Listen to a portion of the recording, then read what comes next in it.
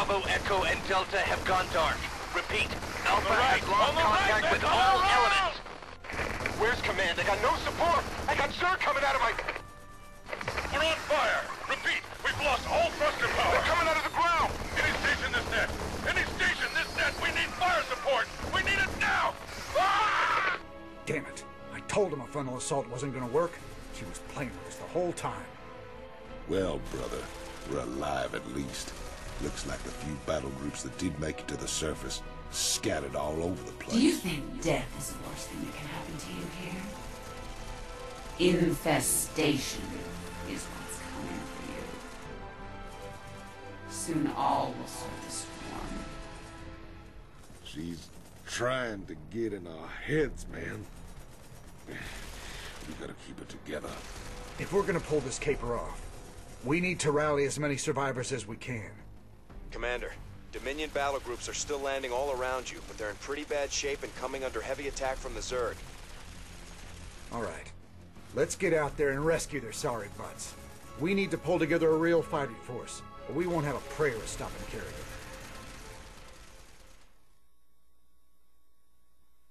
Alright, so here we are, the Gates of Hell, the first Char mission. This one's not super difficult. It does have its points where it can be frustrating, but for the most part, it's not impossible. There are a lot of minerals and Vespene kind of scattered around, and you'll start out with these 2 siege tanks, so make sure that you protect them pretty well, because if they die, then you're going to have problems, and at the start you're not going to have a factory to reproduce any of them. So make sure that you don't put your medics in your bunkers, because they won't be able to heal anything while they're in there. And don't forget to pull some SCVs to repair the bunkers and build some more, because you are going to need more than just the 2 starting bunkers to stay alive. So Matt's going to tell you that there are going to be a lot of drop pods coming around your area that you need to help out, and trust me, you do need to save them, because they give a lot of extra forces that, you know, you wouldn't be able to really get otherwise. So when you go to rescue the force, don't pull your forces out of the bunker unless that's the side you're assaulting. So you're seeing that, you know, this attack path will make sure that if my bunker does get assaulted, it's not going to be largely detrimental to my defense, because I can always just turn right around if I need to. So there is going to be a small force waiting while we're gone, and I end up building a factory. You don't need to do that, because you're going to be getting starports and factories from groups that you rescue. So after you rescue that group, don't forget to pick up the Vespene and the minerals and all that stuff. And I would suggest putting an automated refinery on your Vespene geyser. And of course, getting weapon upgrades is never a bad idea. Watch out for the siege tank friendly fire.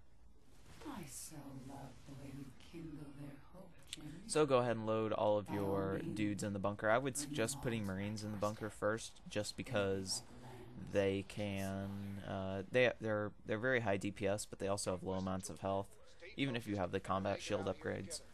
So that'll keep them for the most part safe. Again, don't forget to be constantly making SCVs, because this mission can drag out a little bit. And of course you see that my siege tank here dies. I think it was actually the siege tank killed it on the other side because of friendly fire. So I put a tech reactor on that one. I think another force gets dropped, yeah. So I'm going to select the fire bat here. This fire bats, those are pretty useful for taking out Zerglings. And then I just rally troops, and then we're going to go free those guys. So there I put the automated refinery on, and the fire bats are just going to mow down people's. So I think I have, oh, and here the roaches attack, but I think we're fine. So I do have the both fire bat upgrades, which are the +2 armor and the, oh, and I forgot to rescue the force, so I did the good old QXE style 1-stemmed marine. So go ahead and rescue those forces, and then send everything back to your base. The more western side is going to be attacked much more often in my experience. They just seem, because like there's a base I think to the bottom left that has like 3 hatcheries, and they're just going to be constantly rallying forces, so you need to watch out for that. This mission I would suggest calling down hero units whenever they are available. I don't think they are yet, unfortunately, but I do have the Jackson's Revenge battlecruiser. I thought that's always a cool hero unit. But the only hero unit that I didn't buy was the Goliath hero, which I think is completely and utterly useless as a hero unit. So, you know, some people may like it, but I think it's very useless. So I have both Hellion upgrades. Again, I'm just going over upgrades for anyone who hasn't watched my other videos, but those do really well against Hydralisks. So don't forget to stem your Marines when it's necessary. Of course, it's just kind of rudimentary stuff. So there you go. You're going to get some vultures and a factory. I end up not using the second factory, so it's just better if you just hold off on making starports.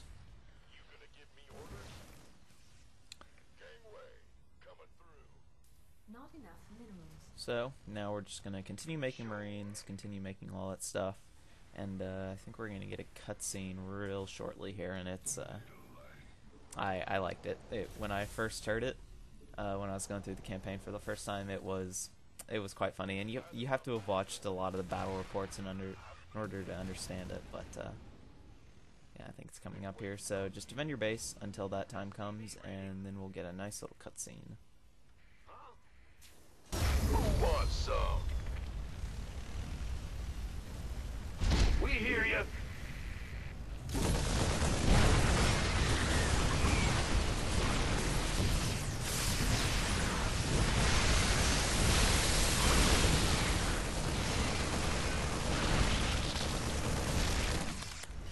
Of course. Can't wait. Who wants some?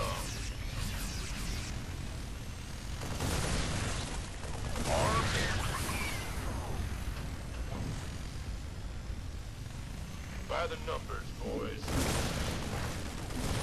Bad news? 10-4. That's fine. Go, go, go. Sir, another drop pod is coming down near your location. Roger.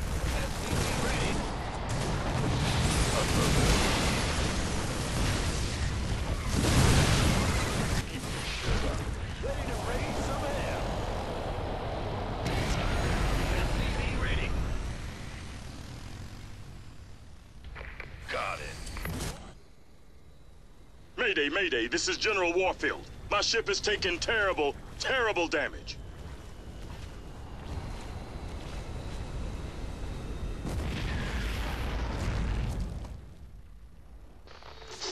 Warfield, to any Dominion ship in range. My ship is down, and we sustained heavy losses. We're holding position, but we need support soon. We're on our way, General. Just hold on. Damn, can't even hear us.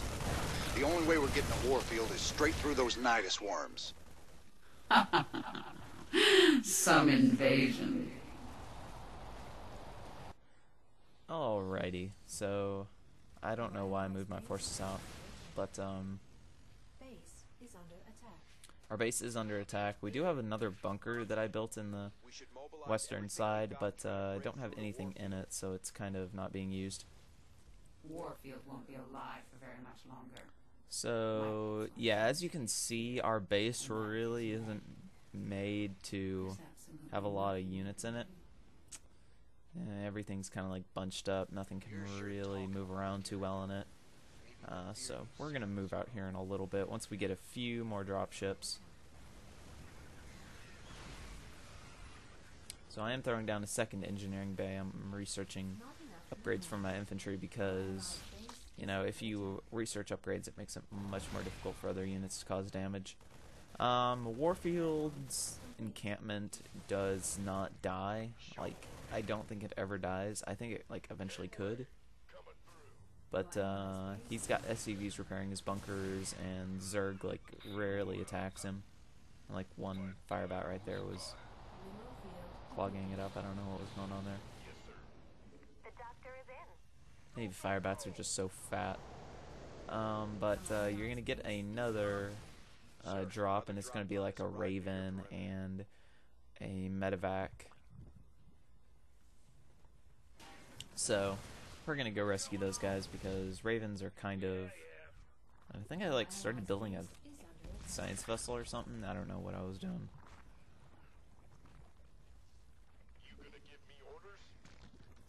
So I'm gonna cancel that because I probably wasn't consciously doing that. Just kind of like, you know, teching up. So I do start my armor upgrade. I think I'm 1-0 at this point as far as upgrades go. But here we're gonna have to fight an Ultralisk, and Ultralisks are kind of mean individuals. And of course, I did put a second bunker on the other side, and that'll kind of block off both entrances. And I think I kill that spore crawler. I might. I'll see.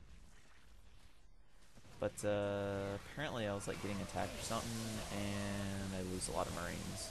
So watch out for that.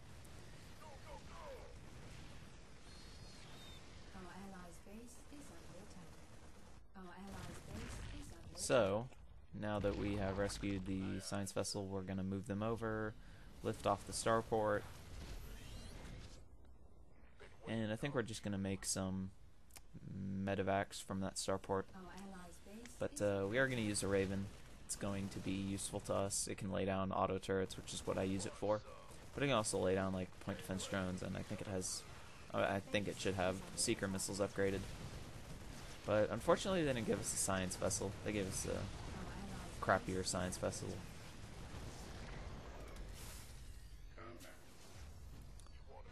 So once we lay down our starport, and I do have for the medevacs them healing 2 times as many units, so that makes them pretty useful for healing, and it means that we don't have to use our barracks to build medics. It's pretty much one dropship counts as 2 medics, I think. I think the healing rate's the same on them. But here we're going to have up at the top some Goliaths that are going to help us out in our journey, and I think that we push out after we rescue them. And of course watch out, because Mutalisks will kill repairing SCVs pretty well, and that's kind of the one problem we run into. Buildings don't burn down, by the way. Oh, and fail move command right there. Never move command. But watch out for Mutalisks, because they will kill your repairing SCVs very easily just because of them, the splash damage that they cause onto the SCVs. But I do have the fire suppression system, so buildings don't burn down anymore. So I'm going to send an SCV to go repair that. I'm going to research weapons level 3. And I think I start armor sometime. But now that we got some Goliaths to deal with the air, and we're going to get another dropship, and we are just going to take this Marine force, and we are going to produce more back at our home just so that we don't have to worry about our base dying. And I think we're going to push out now to go rescue the General Warfield. So there are going to be some SCVs that unfortunately try to repair our tank who just wanted to leave our base. But, now Matt's going to tell us about more dropships coming in, and we don't really care that much because, you know, we're not going for the achievement. But if you are, then, you know, it's pretty simple. You just stay at your base and just keep rescuing them as they come. But I think I might rescue this dropship up here. Yeah, if they're on an auto turret, auto turrets are real nice. They can tank some damage. But as you can see, I'm getting attacked back at my base. I think I do have to come back and save my base here. Nope, maybe. Oh yeah, the side destructor's really helping out.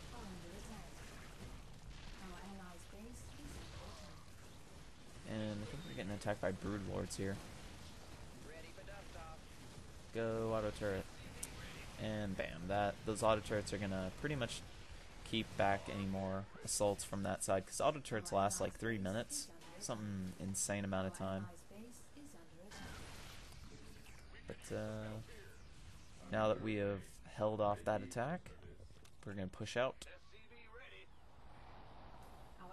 And we're starting to run real low on minerals at our base, so we're gonna start upgrading, because oh, and don't forget to rescue the forces. Pretty much we get some landed Vikings. I kept them on the ground state for some reason, even though like they're like super upgraded to fight air units. I don't know. But rebuild your bunkers, of course. Keep SCVs at home. SCVs on auto repair kind of act stupid, but gotta deal with them, I guess. So now we're gonna push out. We're gonna go save Warfield. We have enough forces now to be able to deal with it. You're gonna run into some infected dudes, but it's nothing that some auto turrets and attack moving can't destroy. So now I think we have, you know, he's going to say more dropships are coming in. Or drop pods. But now we got some fire bats. There are going to be a lot of spine crawlers. But they're nothing that your force can't deal with. Don't forget to stem your marines. I don't think we're dealing with any banelings yet. And the infestors are just kind of dropping annoying little eggs. But you got to be careful of those, because your siege tanks could do terrible splash damage under your units. But you know, just watch out for your siege tanks. Even though they are supposed to be helping you, they can cause problems. So just moving forward, at this point, as you can see, my marines are just kind of, I have my rally point right at the area right there. You don't want to send your marines back to your front lines. It doesn't work well. So just keep your rally point at that western side. It's much safer for your dudes. But as you can see, the medevacs are healing a lot. Those medevacs can heal, since I have 3, they're healing about 6 units at a time. So they're doing their job very well. Don't forget to be constantly stimming. Really, it gives them 50% more damage output, as I've probably said multiple times, but make sure you're killing those spore crawlers. Those can kill your medevacs very quickly. And of course, don't forget to save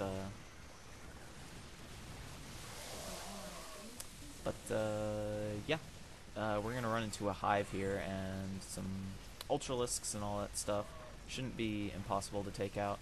At this point, I would go ahead and siege up your siege tanks. Of course, be careful of the broodlings, because that can cause some bad splash damage, but you can use siege tanks to kite banelings. Just move your whole force back and the siege tanks will one-shot them. But I think we move up our siege tanks here. And of course, kill the Nidus Worms. Kill the Nidus Worms only if there are no forces on the map. If there are forces, then just attack and move. Your units will prioritize pretty well. But once you get it down to one Nidus Worm, it's pretty easy. You should have enough troops to do it. Of course, the Vikings and the Goliaths are doing pretty nice damage, but yeah, pretty easy mission. And now we'll move on to the next one, which is a fun hero mission.